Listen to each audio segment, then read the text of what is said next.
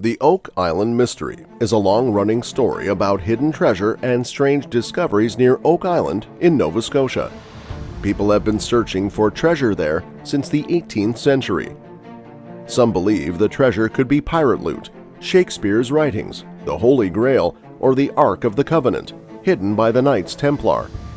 Over time, various old items have been found on the island, but no major treasure site has been located. Many individuals and groups have dug in the area, starting with the original pit called the Money Pit, whose location is now unknown. There's also a belief in a curse that's been around for more than 100 years, which says that 7 men will die while looking for the treasure before it's finally discovered. Did you know why the mystery of Oak Island is still unsolved after 200 years? Well, early stories about treasure-related activities on Oak Island are mostly based on word-of-mouth accounts dating back to the late 18th century. These stories didn't gain much attention until publishers started investigating them. The first known printed account, dating back to 1857, is about a settler named Daniel McGinnis finding a treasure. However, it wasn't until 5 years later that one of the supposed original diggers shared a statement about the story and subsequent activities by the Onslow and Truro companies. In the original story, early settlers heard from a dying sailor from Captain Kidd's crew, who died in 1701, that there was a 2 million pound treasure buried on the island. Around 1799, Daniel McGinnis stumbled upon a depression in the ground while looking for a place to farm. He thought it might be related to the Captain Kidd story and enlisted the help of 2 others, John Smith and Anthony Vaughan. They dug and found a layer of flagstones about 2 feet below the surface. Some accounts later mentioned oak platforms every 10 feet, though early reports just talked about marks at these intervals. They also noticed tool marks on the pit walls, and the soil was less compacted than the surrounding earth. They gave up the excavation at 30 feet due to superstitions. Around 1802, the Onslow Company went to Oak Island in Nova Scotia, believing there was treasure hidden there.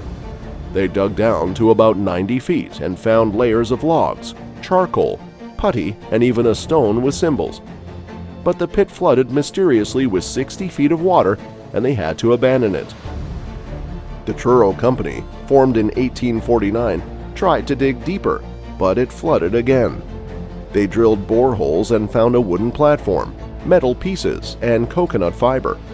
They also discovered a flood tunnel system. Despite their efforts, the treasure remained elusive. In 1861, the Oak Island Association made a major excavation attempt on Oak Island. They redug the original pit to 88 feet and created 2 new shafts, but water flooded them when they hit alleged flood tunnels. One platform in the original shaft collapsed, dropping any potential treasure to a depth of 119 feet. During this period, there was a fatal accident when a pump engine boiler exploded. In 1862, they dug another shaft to pump water out of the original one, but couldn't keep up with the flooding. In 1864, they made one last attempt to reach the money pit, but salt water undermined the shaft walls, and they eventually ran out of money, abandoning the project. After this, the Old Gold Salvage Group came in. In 1909, Captain Henry L. Bowdoin, representing the Old Gold Salvage Group with Franklin D. Roosevelt as a member, investigated Oak Island. They cleared the money pit to a depth of 113 feet and sent divers down, but found nothing.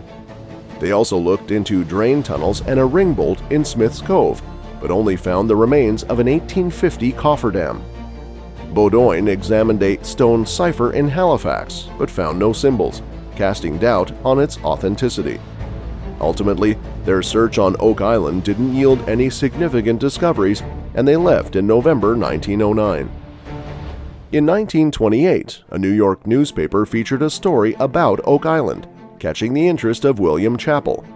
In 1931, Chappell excavated a 163-foot shaft southwest of what he believed was the 1897 shaft. At a depth of 127 feet, he found various artifacts, including an axe, an anchor, and a pick, which was identified as a Cornish miner's pick. However, the area was cluttered with debris from previous digs, making it impossible to trace the owner. Gilbert Hedden, intrigued by the engineering challenges, began his own excavations in 1935 after purchasing part of the island. He consulted an author about a possible link between Oak Island and a map in a book. Despite his efforts, these excavations in 1935 and 1936 also failed to reveal the treasure's location. In 1959, Robert Restall, his son, and Carl Grazer came to Oak Island to search for treasure. In 1965, while trying to seal a supposed storm drain in Smith's Cove and digging a shaft, Restall and his son were overcome by dangerous fumes and lost consciousness. Grazer and 2 others tried to rescue them, but also succumbed to the fumes, resulting in the tragic deaths of all 4 men. That same year, Robert Dunfield leased parts of the island and used a massive crane to dig a pit down to 134 feet and a width of 100 feet. He even built a causeway to transport the crane to the island. Dunfield's lease ended in August 1966. In 1967, a group including Daniel Blankenship, David Tobias, Robert Dunfield, and Fred Nolan formed a team to explore Oak Island. 2 years later, Blankenship and Tobias created the Triton Alliance and bought most of the island. They dug a deep shaft called Borehole 10X in 1971, claiming to have seen possible chests, human remains, and tools in a cave below. However, the images were unclear, and their claims were never confirmed. The shaft later collapsed, and redigging efforts halted due to a lack of funds and partnership issues. Legal battles and financial difficulties in the 1990s stalled exploration. In 2005, a group of American drillers bought a part of the island. In June 1996, Robert S. Young bought 4 acres of Oak Island, the last undeveloped land on the island, from Fred Nolan. Young passed away in October 2020, and his estate inherited the land. He made some discoveries on the island, including a 1781 Spanish half-real coin, which he documented on his website. In April 2006, Rick and Marty Legina from Michigan purchased 50% of Oak Island tours from David Tobias, with the other half owned by Blankenship.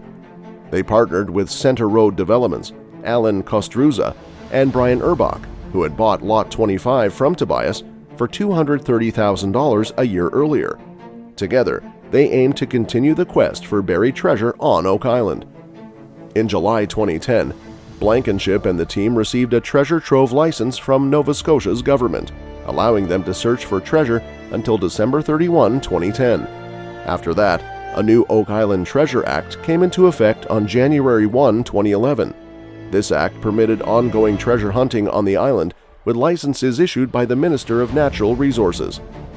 The Legina brothers' exploration of Oak Island has been featured in a reality TV show on the History Channel since 2014. But why is it called Water in the Money Pit?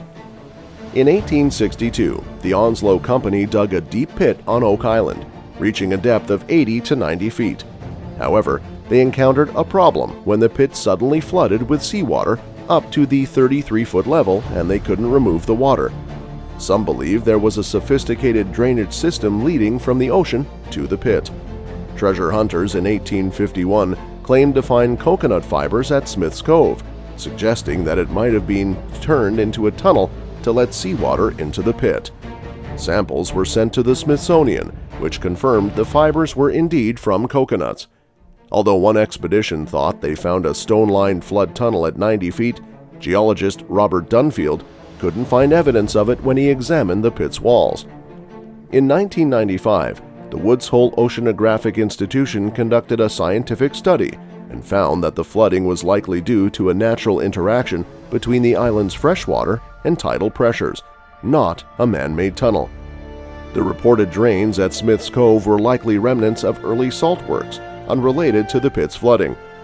Oak Island is geologically complex, with water-filled cavities in anhydrite rock layers, which could explain the recurring flooding issue.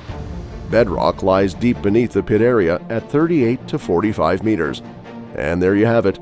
The Oak Island mystery has baffled treasure hunters and explorers for over 200 years, with countless attempts to uncover its secrets. What do you think lies hidden beneath the island's surface? Pirate treasure, historical artifacts, or something entirely else? Let us know your theories in the comments below.